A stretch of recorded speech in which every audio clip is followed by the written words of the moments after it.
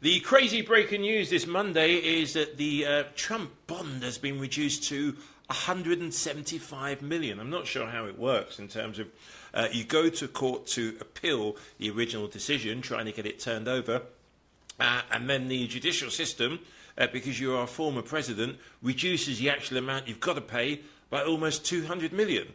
And you have to take the politics out of this for one moment and say there clearly is one rule for anybody who is of a senior political nature and one rule for everybody else. I mean, it isn't just Trump. Look at Mendes, who's a Democrat. There was an expression I used to hear when I was growing up in the UK that we have called the gravy train. It would appear once you become a politician, you get like VIP membership to it. Again, he gets it reduced by half the amount. If you're in court today, anyone you know, go through your phone. If you're in court, anyone you know is in court, I guarantee you won't be getting everything reduced by almost. That's over 50%. Wow. But I'm being told right now that that bond, that $500 million bond that had been set and that the former president had to deal with today, has now been reduced to $175 million. So that $465 million plus bond that he was looking at has now been reduced. As of right now, we're getting this breaking news. This appeals court allowing the former president to post a smaller bond of $175 million within 10 days. David, what does that tell you? Jose, it tells me something that you and I have talked about before, and that is the playbook is different for former President Trump. We were literally talking about this the last time you and I discussed this case. I expect for them to do something for him that's different than what you see for everybody else when they go to court. So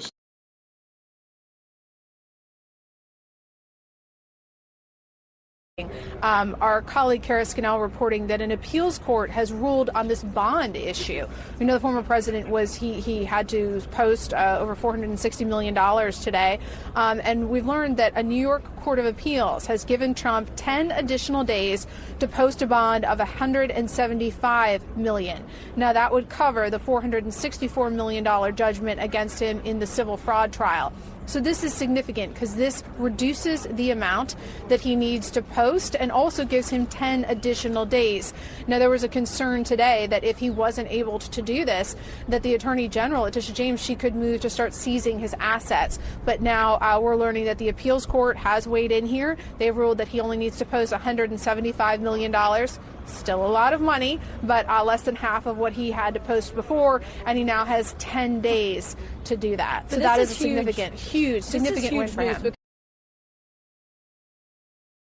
Just now, a New York appeals court has agreed to slash the amount of the bond that Donald Trump must post to cover a $454 million civil fraud verdict while he appeals it. So we're going to go from 454 to 175 million. Just 175 million now will be the portion. I say just, it's still a ton of cash. Thank you very much, everybody. You get it, this is a witch hunt. It's a hoax. Thank you. It's time to play our all-new game show, Cognitive. And today's contestants, please welcome, slip those palms together for Miss Yabba Dabba Doo! All right, dramatic music, here we go. Your 3 questions on Cognitive are: name 2 of Donald Trump's ex-wives. Okay, we'll try an easier one for you. Name how many times Donald J. Trump has appeared in court in 2024. Nope, not having any luck. Okay, your final one for you. This is for you. How many days have you spent in the private quarters of Mar-a-Lago in 2024? No answer?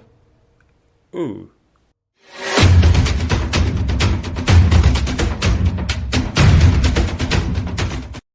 That was all going down. I guess that didn't cause you to rethink your decision? Not at all. Not at all. No rear view mirror. Happy to move on. Dysfunctional place. I mean, you must have been pretty intensely frustrated to not only not run again, but to leave early. And you're not alone, obviously. Mike Gallagher just said he's leaving too. Yeah. Well, you know, since this Congress started, there have been efforts to impeach the Secretary of State, the Secretary of Defense, the Chairman of the Joint Chiefs of Staff, the President, the Attorney General, the FBI Director, and in fact did impeach the Director of Homeland, Secretary of Homeland Security. Serious problems with setting priorities. We have a very tragic circumstance in Ukraine. We have a spiraling debt. All kinds of out-of-control problems, and we focus on messaging bills that get us nowhere.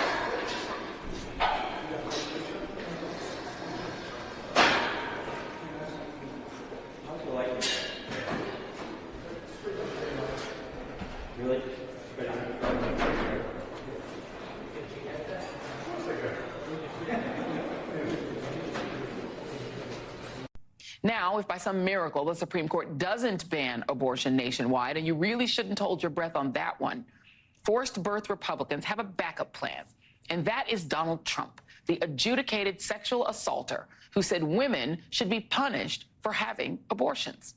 And he's making it clear that he, too, has decided what's best for women. And it's looking for him like a 15-week national abortion ban. Apparently, when you're the president, they let you do it.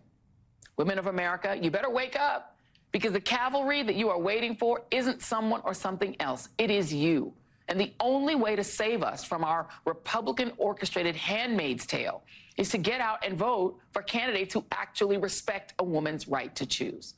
To that point, a number of activists in various states are trying to pass ballot initiatives that would enshrine abortion access into various state constitutions. One of those states is Arizona, which has an 1864 abortion ban on the books, which some are asking the Arizona Supreme Court to put into effect.